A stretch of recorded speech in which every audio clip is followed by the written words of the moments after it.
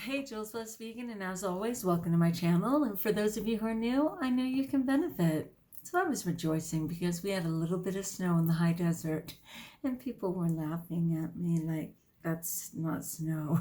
Yes, it was.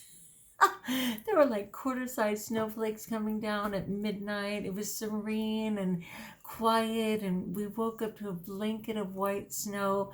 Yes, it melted within an hour, but still, I got to make a little 6-inch snowman. It was really fun. Okay, I get it. It's not fun for people who live in it. It's not fun for people who have 20, feet of it a year. But when you only get it once or twice in the high desert, it is very exciting. So thanks for humoring me, the few that did.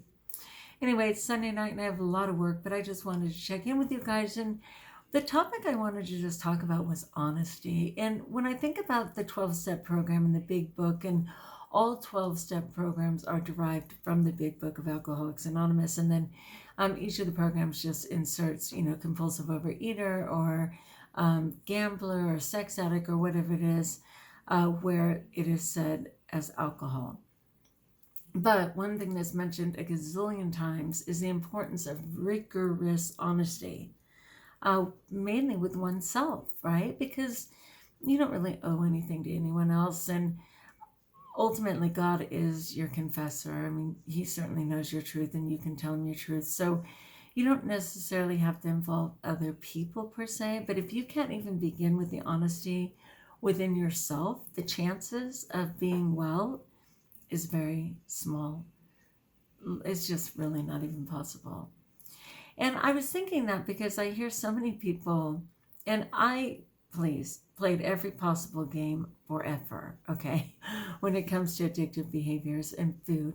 I don't want to say my nemesis because it is such a blessing today as I have learned how to work with it and honor my body by eating food that complements me. But it's always been a very difficult relationship, and almost all my sins, from lying to stealing to hiding to gluttony and everything, all revolved around food.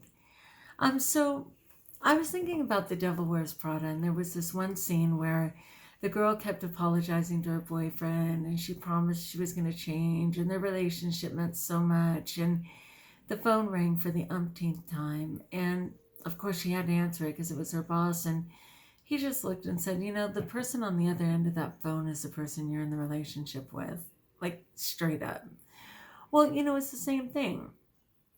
So many people say, oh, but I do try and diet, and I try my best not to eat blank blank, and I swear, oh my gosh, you don't even know I want to lose weight so bad. And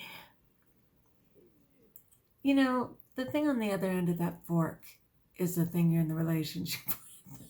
If you've even used a fork, and most people don't because they're too busy binging in their car with fast food or just shoving, with their hand, whatever it is. And honestly, people just have to have that rigorous honesty.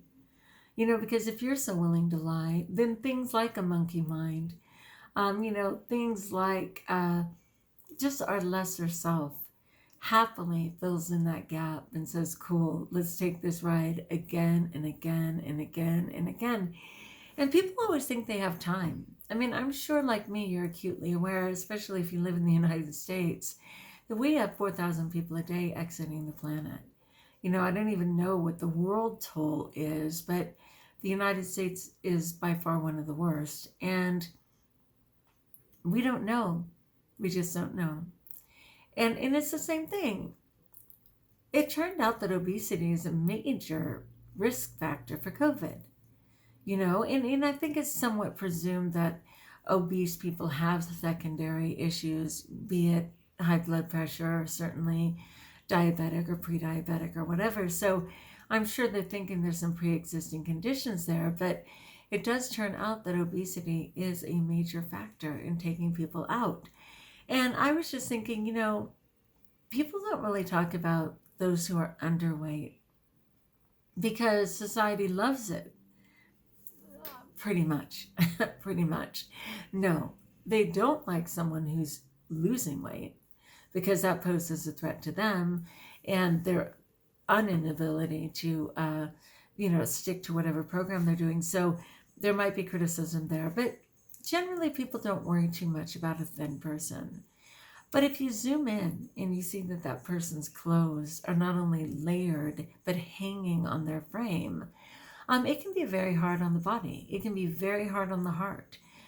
People are still lost to anorexia. People are certainly still lost to bulimia. And even though people aren't talking about that, that stress on the body can take someone out. I just think of like beautiful Karen Carpenter. It was so sad. She was such a talented singer, but she just couldn't get ahead of her disease. Oh God, what is your name? Mary Lou. Oh my gosh, come on, famous dad. So beautiful.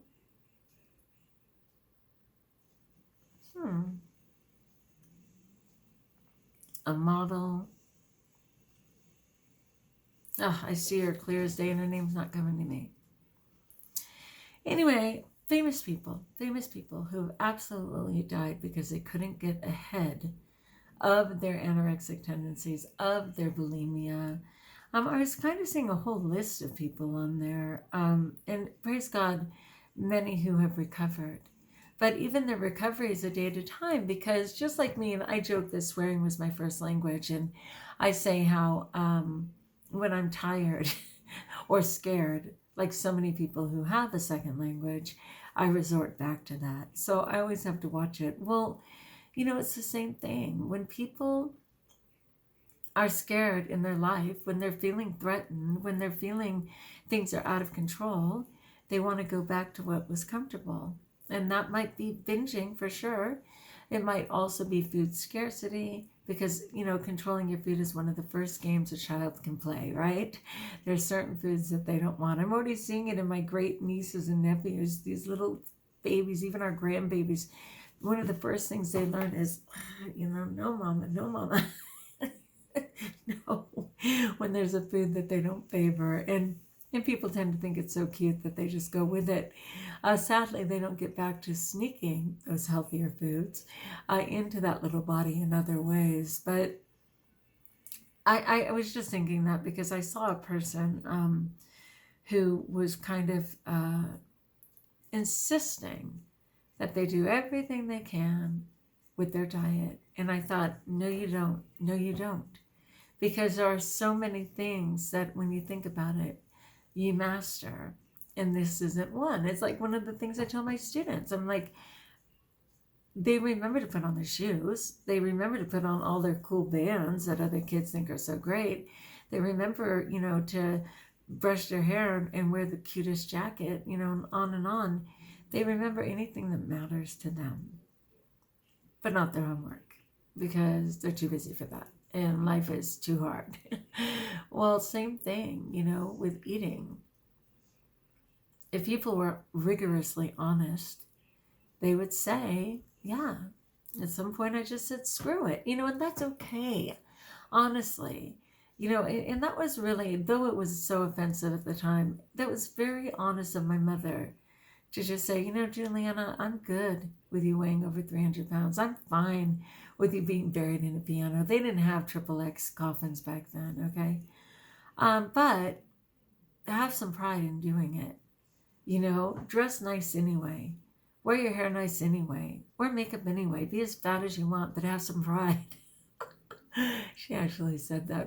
Yeah. Story for another day. But it's hard to just hear, and I know other people far more famous than me who have been in the social realm regarding health for a really long time, hear it all the time, where people supposedly just want that one fix. What is that one thing they can do? When in fact they're doing a gazillion things to sabotage even what that one suggestion would be. Or the inevitable, well, that's too hard for me. I'm not asking anyone to eat the way I'm eating. I can't believe I'm even eating the way I'm eating. But people bring it up, And when I start to tell them, well, they say that the attention span of a goldfish is 9 seconds and that it's only 8 seconds for humans. I believe that, for which I only get about 3 of the 8 seconds the minute I start talking about my food. Anyway, just had to put that out there. Are you being rigorously honest? And do you know that your choices can have consequences on either extreme of the eating scale, and that there can be a clock running out when we least expect it? I have so many people in the hospital. I have so many people sick right now. I have so many people struggling with major ailments. And I'm just praying. And I'm seeking rigorous honesty for myself too, of course. And luckily I'm on my game, but only with my food. There's many things I'm faltering on right now. I just can't get my head around them. But I refuse to compromise my food just for today. And that's rigorously honest. Like if you like, join us if you haven't subscribed. Let me know in the comments below how I may support you. And until we talk again, best of all, we're still here. We're still breathing. We can still make those honest choices. And know that you're blessed.